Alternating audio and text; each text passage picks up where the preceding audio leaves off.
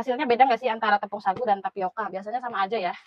Coba karena di sini jarang banget untuk si tepung tapioka, jadi menggunakan sagu aja.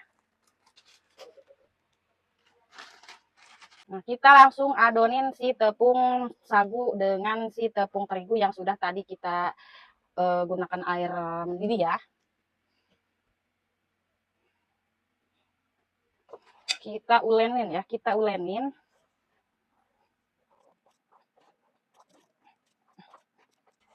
Tunggu hangat ya adonannya biar nggak panas ke tangan. Nah, kurang lebih seperti ini ya teman-teman. Kalau misalkan udah seperti ini, udah dirasa kurang airnya, kita bisa masukkan lagi air ya, sedikit demi sedikit ya. Kita bisa menggunakan air panas ataupun air hangat, sedikit demi sedikit aja. Untuk hasil yang nantinya glowing, kita harus menguleninya sampai benar-benar gak nempel ya, sampai kalis ya. Tapi bukan kalis elastis kayak donat. Yang penting kalis itu, sampai kalis itu bisa bikin glowing. Kalau misalkan ciloknya kok retak-retak ya, itu biasanya kurang air ya, kalau misalkan retak-retak.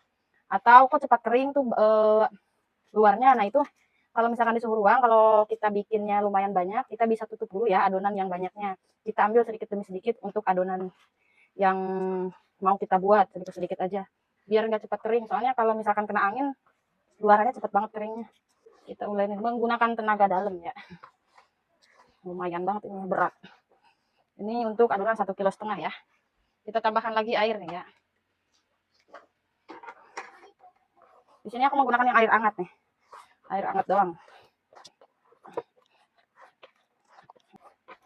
Untuk tangan di sini sudah dipastikan bersih ya, sudah cuci tangan untuk tangannya di sini. Semakin kalis nih, semakin bagus hasil nanti si ciloknya ya. Jadi kita harus benar-benar sabar untuk bikin cilok yang enak banget. Ini juga berlaku untuk bahan cireng ya. Untuk bahan cireng ataupun bahan cimol bisa menggunakan cara ini ya. Untuk tekstur ciloknya kurang lebih seperti ini. Tuh ya. Tuh.